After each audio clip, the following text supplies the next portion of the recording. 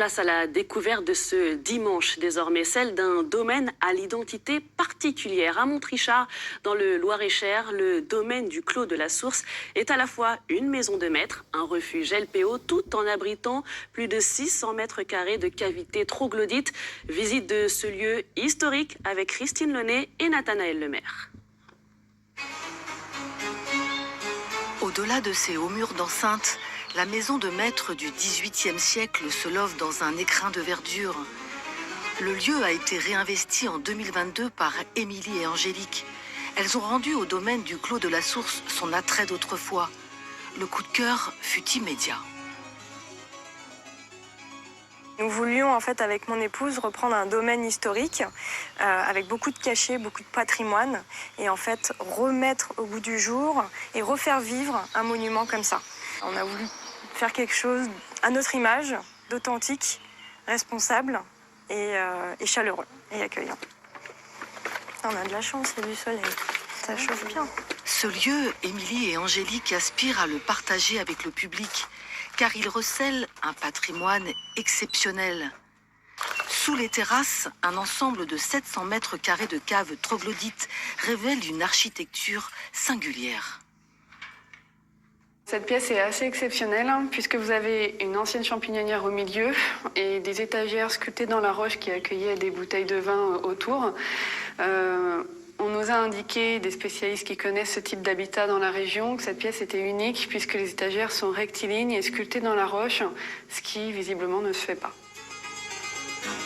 Le clou de la visite se trouve dans les profondeurs d'une des galeries troglodytes, au bout d'un tunnel où jaillit une source. Là, arrivé au bout, vous pouvez vous mettre debout, ça tourne et ça continue sur 90 mètres, je pense. Il doit dater du début du 19e siècle, par rapport au reste des caves qui datent du 18e, puisqu'au fond de cette galerie, nous avons trouvé écrit en grand le nom de François Rossignol, qui était tailleur de pierre et maçon et qui est mort à Montrichard en 1860.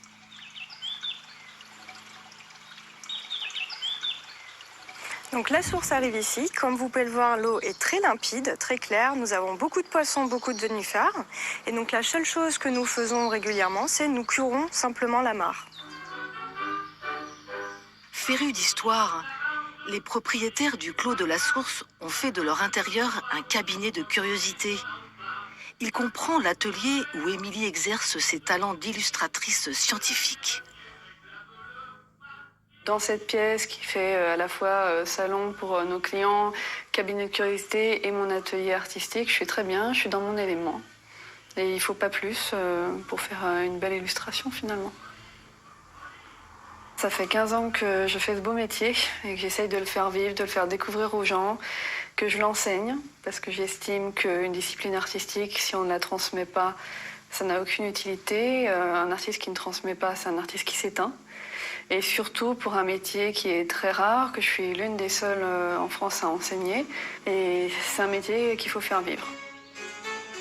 Les visites du site se font sur réservation. À la belle saison, elles sont accompagnées par le chant des oiseaux. Ils ont fait du Clos de la Source un refuge.